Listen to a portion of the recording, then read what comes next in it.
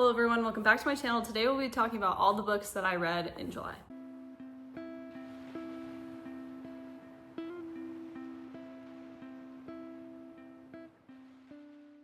So I actually only read 6 books this month. Definitely my lowest month in probably over a year and a half. I feel like I've just whipped out books, but this month was a lot slower. I've been on multiple family vacations. My husband and I, we went to Florida. We spent 2 weeks basically with his family and my family. And so we were just like gone all of July.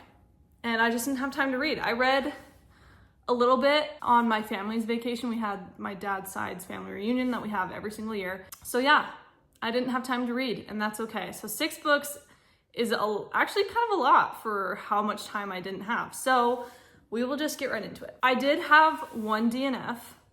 I feel like I don't talk about DNFs very often because I don't have them very often, but I did have one this month. I did have one a couple of months ago or last month that I didn't mention. It's fine, it's over, but I will mention the DNF in this one. The first book I read this month was The Marriage Game by Heather Miekstyn, and I gave this one 4.25 stars, rounded down to 4 on Goodreads. This was so good. I think this one is her best book that I've read from her. I've read quite a few, and this one, it's about a married couple. This is part of a series called what's it called? Games for Two. So the first book is about it's called The Friend Game, so they're friends, and then book 2 is the dating game. They're dating, and then book 3 is about the marriage game. So these are 3 sisters, 3 girls, and this one is the oldest, Jill. She is in her 40s, I think. I think the couple in this are both 40. And this one is definitely the best one in this series. There's like not a lot of married couple books, I feel like, in the closed door community. And so this one was just like, yes, I'm hopping on the chance to read this. This was so good. And it's a Christian book, so I mean, intimacy is implied because they're married, but there's no language. They talk about their faith. It's great. So yeah, I really, really liked it. I liked it a lot. Max and Jill were extremely relatable. They're struggling in their marriage. They've been married for, I think 17 years is how long they've been married. And so they go on this marriage retreat and basically try to fake to the marriage retreat lady who's in charge of the whole thing. She's like a marriage therapist or whatever. I don't remember what specific job that woman has. But they try to pretend that they're actually like doing fine. They're totally in love. Nothing's wrong in their marriage. And so it's kind of fun. So they spend the whole book basically at this retreat. Her 2 sisters and their husbands also join them. And it was just fun. It was just really good. I enjoyed this whole series, but this one was definitely the best one. It was refreshing to read about a married couple because I'm married myself, and like really seeing issues within a marriage that I have struggled with. And so yeah, I loved it. I really, really loved it. And the characters were so good. Jill and Max, which is funny because my husband's name is Max. There really isn't much else to say about it except that it was really, really well done. Very well done. More and more I read from Heather Miekstyn, the more that I like her writing. One of my favorite probably married people books, mostly because the married people books that I read are the marriage of convenience ones, but this one, they've been married 17 years, and so I was like, yeah, I love this. I want more books like this in the closed door community where they can talk about certain marriage things and it's not just like super icky, you know? I don't know how to explain that, but very well done. So good. Then I read Wendy's Ever After by Wright. Focus. And I gave this one 4 stars. This one is obviously, I got an art copy of it. It's from Shadow Mountain Publishing. I'm on their influencer team. And I liked this. I liked it a lot. It was really cute. It's definitely something different than I've ever read before. It's basically the continuation of Wendy Darling's story from Peter Pan. And she is a young woman now. She is in proper society, and so she has to conform to all of these genteel woman norms, and she's kind of not that way, and she just wants to return to Neverland. And she meets this gentleman at one of the dances, one of the balls, and they end up going to Neverland together, her and this gentleman. I won't tell you who he is, but it was unexpected, and I enjoyed it. It was just a really cute continuation of Peter Pan. She took her own liberties, but it honestly just felt like the continuation of the original Disney film of Peter Pan. And I thought it was cute. I thought it was really cute. This isn't my first book by Julie Wright, but I haven't read a book from her in years. But my mom actually, so when I have my art copies shipped to me, they ship to my parents' house in Utah, where I'm not. And so my mom reads the books before I do, and then she ships them to me, or if I see her, she gives them to me. And she loved this. She gave this 4.5, I think, rounded up to 5. This is just her kind of book. And it was really sweet. It's definitely young adult. Middle school kids could probably read this too. Very clean. Just an adventure. It was just an adventure, you know? I mean, Wendy is a bit insufferable at times because she still feels like a kid and she wants to have fun with Peter, but she's with this gentleman who is her married age, like a person she's supposed to be interested in marrying. And so she's like, okay, well, I want to have this adventure with Peter, but then there's this gentleman here who thinks I'm an absolute child for wanting to be with Peter. So anyway, really cute. I enjoyed it. Very interesting to see the background of like Captain Hook and all of those characters in here. So, and Tinkerbell and all of that. So very interesting, and I do recommend.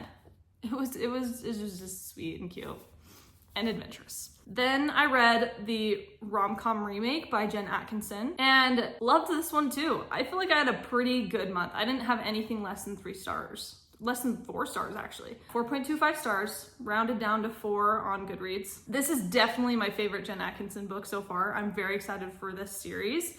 This is a new series of hers. She's been doing the Bailey Brothers series for the past 4 years, probably 3 years.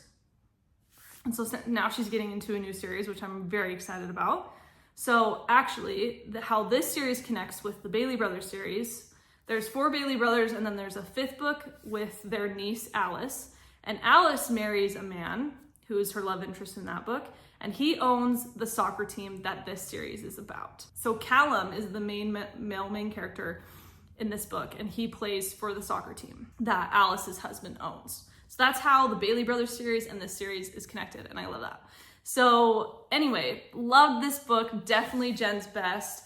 It just kind of is like a love letter to people who loved early 2000s romance films, like rom-coms, like Made in Manhattan and The Proposal and like all of those really good films, The Wedding Planner, You've Got Mail. I know that's not in early 2000s, but like all of those really great rom-coms. It's just kind of a love letter to the people who love those. And so I really enjoyed this a lot because those films were what I grew up on. I love all of the early 2000s films. And so basically there's this girl, her name is Fran, and she wants a rom-com love story. And so she kind of makes things happen that are in rom-com movies from the early 2000s, like Pride and Prejudice, the 2005 version.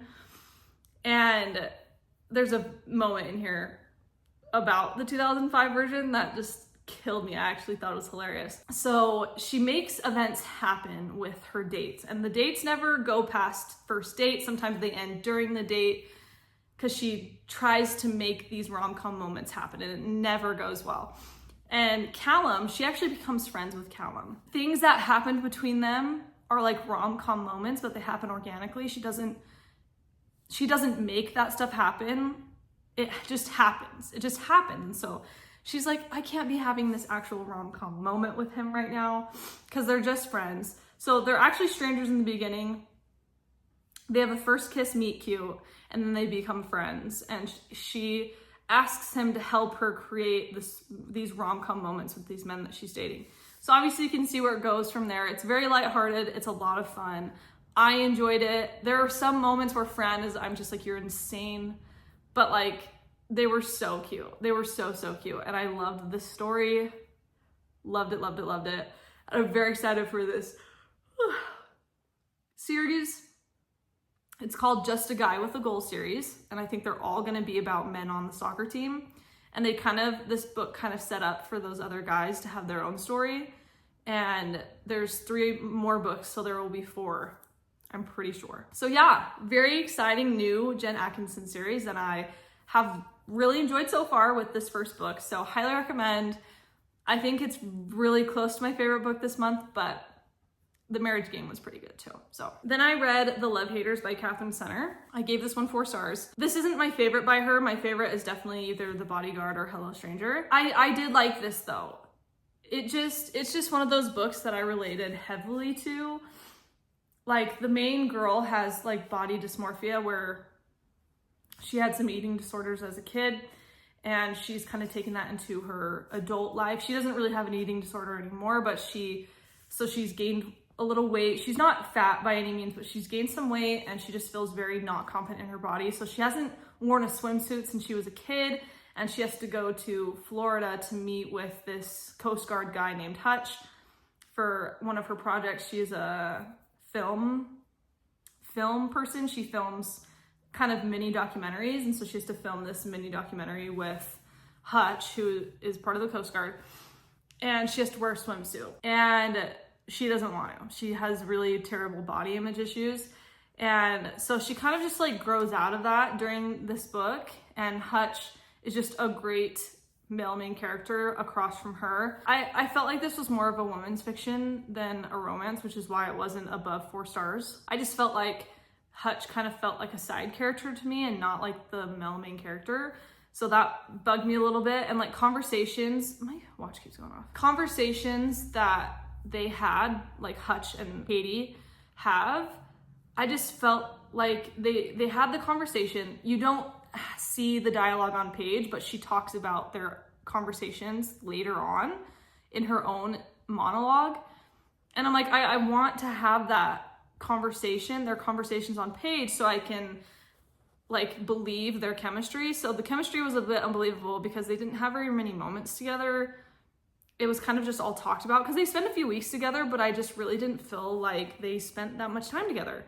And so that bugged me. There is quite a bit of language, not like an exorbitant amount, not like a whole ton. It does say the F word twice. Don't love that. So I wouldn't purchase this book, but I would still recommend it. There's like 2 kisses. There's not even a fade to black scene, nothing, no implied intimacy. So yeah, like it's pretty clean on the romance side, like very clean on the romance side, just a little bit of language and the 2 F words. One of them, I'm not gonna say that language is ever warranted, but one of them I'm like, yeah, that's tough. So there's just a situation she gets herself in where I'm like, I don't know how I would react in that moment either.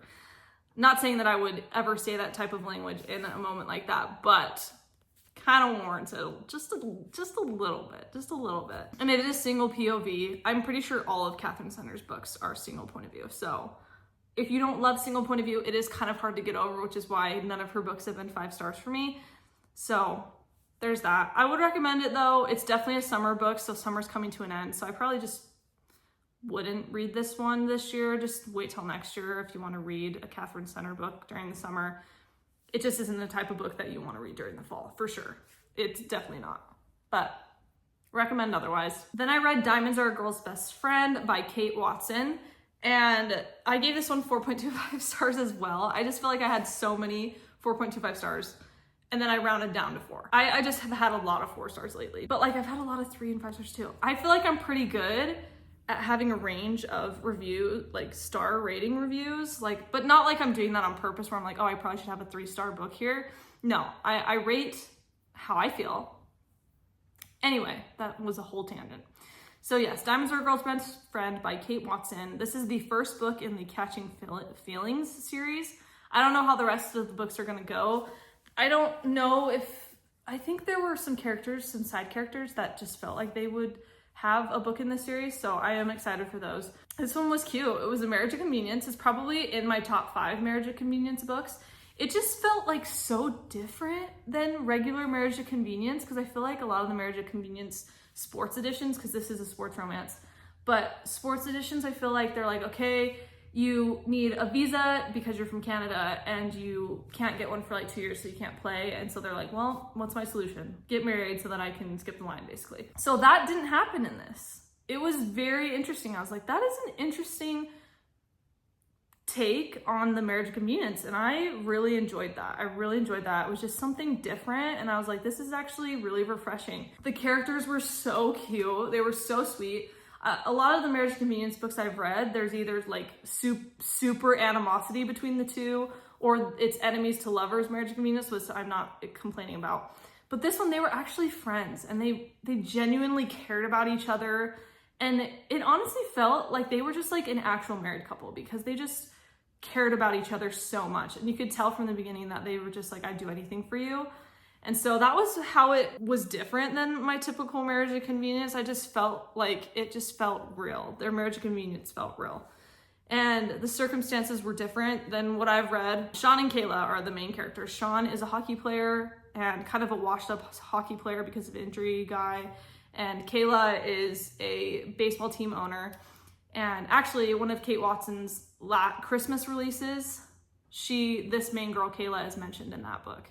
And she owns this baseball team that her dad bought her. So it's kind of like a double sports romance, but their chemistry was off the charts. They had such sweet, flirty banter. And I was all over their romance. I was like, these two are absolutely adorable, and I'm eating up their relationship. They were so cute, so realistic. Honestly, I didn't feel like any of it was cheesy. I just felt like these two people were genuinely in love with each other from the beginning. They just didn't tell each other that until later in the book, obviously. But yeah, I'm very excited for this new series. Kate Watson is becoming more and more an author that I am very like, oh, next book's coming out, I'm totally reading that. So I would highly recommend. It's been a really good reading month, and I did enjoy her book very much. So a very good marriage of convenience. They were very sweet together. I don't think it was fade to black between them. Let me check my review here. Yeah, there wasn't even a fade to black scene. It was just kisses only. And I don't even think there was like implied intimacy, but I don't remember. But very, very cute. Loved it. That's it. Okay, then the last book I read this month was The Shift Between Us by India Tungate, and I gave this one 4 stars. This is part of the Cove Wood series. I read book 1 last year. That one was her debut novel. And between that one and this one, it's crazy her improvement in her writing. I'm just like, these are like 2 totally different like writing styles almost. Not really, because it is the same writing style. Her books are her books. But her improvement from her debut to the second book, I'm like, wow, she has improved exponentially. The flow of her writing is so much better. The character development, so much better. She knocked this one out of the park. She did a really good job. The first book is called Rain, Rain, Run Away. And that one, I actually have on my shelf. That one is a pretty grief-heavy book. Like, there are very few happy moments in that book. It's pretty sad. This one was a lot more lighthearted, although it does touch on the male main character, Luke, his very sad and grief and angry past. And so it's kind of his, not redemption, because he was never a bad man, kind of his dad's redemption story a little bit, and then his like forgiveness of his dad. And Olivia was just like the perfect female main character to be by his side while he was going through this healing journey. And it takes place at Christmas time, so it is a Christmas in July kind of book. But if you haven't read it yet, I suggest that you wait till Christmas to read it, because it was just one of those books that was just so cozy and all of the things that you want in a holiday book without it being like exponentially cheesy, you know? Because I feel like Christmas books always kind of fall into that cheesy realm. But this one didn't feel like super cheesy to me, because it has those more somber tones in it, but it has all the cute holiday things you like. There's ugly sweaters, there's Christmas cookie decorating, Christmas tree decorating, there's family gatherings, and it was so sweet and wholesome. And watching these characters grow after their forgiveness through their grief and anger and all of that, it was a pretty beautiful book in my opinion. She just writes very wholesome stories where there's always a lesson to be learned, I think, in your real personal life, like forgiving people who have wronged you in like very horrible ways. And like, that's very hard for me. Like, if somebody were to wrong me, I feel like I'd have a very hard time forgiving that person, but I am actually pretty good at forgiving. He went through some seriously awful things with his dad, and the whole forgiveness journey, I'm just like, you are an incredible character. And I think a lot of people in real life can relate because I feel like all of us have probably been wronged at one point in our lives. And so this is getting all like somber. I'm a happier YouTube channel than that. But I did enjoy it. It was really cute. I recommend it. I recommend this series. But I would wait till Christmas to read this one. It just gives you those holiday feels that you just cling to during the holiday time. And it's not very cheesy, so I take that as a win for a Christmas holiday book. Oh, and then that is all the books that I read. But then I did have a DNF called Meeting Me, Loving You by Abigail Nadine. I DNF'd at 38%. It isn't one of those DNFs though, where I'm just like, this book is terrible, I'm not continuing reading this. That's not the case for this book.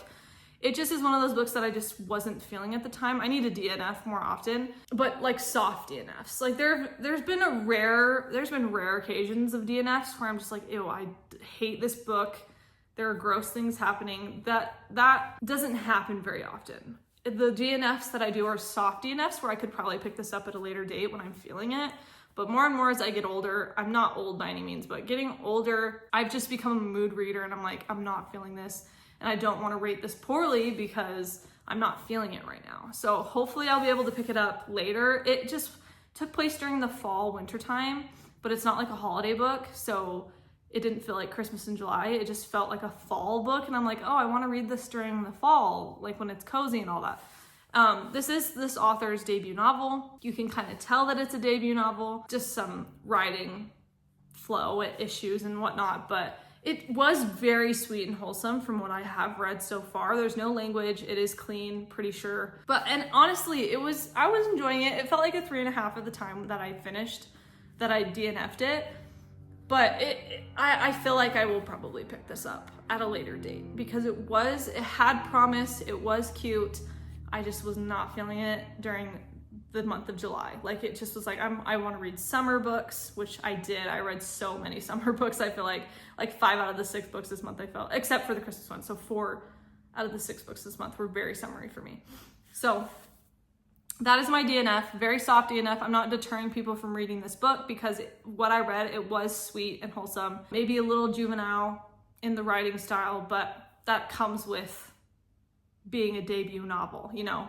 So I think I will pick it up eventually. But I from what I read so far, honestly, I would recommend it, which is weird because it was an DNF, but it is what it is. And then I wanted to show you guys my new Kindle. So it is upside down. Look at this cute cover though. It's got like little flower seed bags. There's like daisies and tomatoes and zinnias and sunflowers and strawberries and marigolds. It's really, really cute. I got this from Etsy. I don't remember the shop name, but most of the Kindle covers are super cute on there. But this Kindle is so little, like it's so small.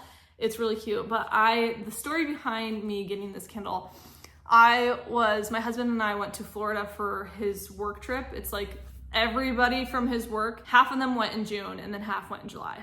And we were the half that went in July.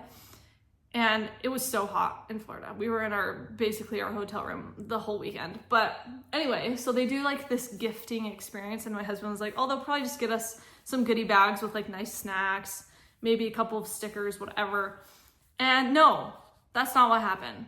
The gifting experience was you could choose between a Kindle, Ray-Ban glasses, a really nice backpack, and then like packing pods. Do you know those packing pods where you can organize like shirts into one packing pod and pants in another, those kinds of things? And I was like, I'm not interested in that. But like a Kindle, like what? I was like, yeah, I'll get a Kindle for free. So I got this Kindle for free. And that is the story behind this cute thing. I didn't get this cover for free. I had to get this from Etsy. But the Kindle itself was free. And I was like, oh yeah, totally. I am gonna totally get the Kindle. So kind of a fun story. I am very excited for this new month of books. I have a feeling that I'm gonna get a lot more books done this month. I'm just on like a reading kick right now. I got done with some paintings. I have some book covers that I'm doing, which I'm very, very excited about. So yeah, that is my month of July. I'm so ready for like fall books. August, I hope goes quickly, although I don't want time to move quickly, if that makes any sort of sense. I just want fall to be here, but like in August, you know? Because I love fall. I love fall. And I'm actually working on some fall crochet projects right now. I don't know if you guys like me intermingling my personal life with my Bookstagram. I don't know if that's like something that people enjoy. But let me grab this thing that I'm working on. I started it this morning, actually. It's still tied to my skein, but I'm making pumpkins, and there's this cute, like, texture, crochet texture. So yeah, I'm making little pumpkins, and they're gonna like look like this all the way around. Very excited about this. I love making fall stuff, and so I'm starting now so that I have all the cute stuff that I possibly can have in September all the way to Christmas and November. I'm kind of like one of those people that kind of puts Christmas up before Thanksgiving, but like not like in October when Halloween's over. But yeah, very excited for fall. I even have a fall candle going right now. I am just like in my fall era. Yes, I have a summer blanket here, but I want to make a fall blanket actually. I want to do like little pumpkins, but I feel like that's going to take ages because this blanket took me 6 months. 6 months for this stupid blanket. It is very heavy, soft, and comfortable, but I don't think I'm ever gonna do that again. Those are some personal updates, some crochet. I have a new Kindle, working on some book covers.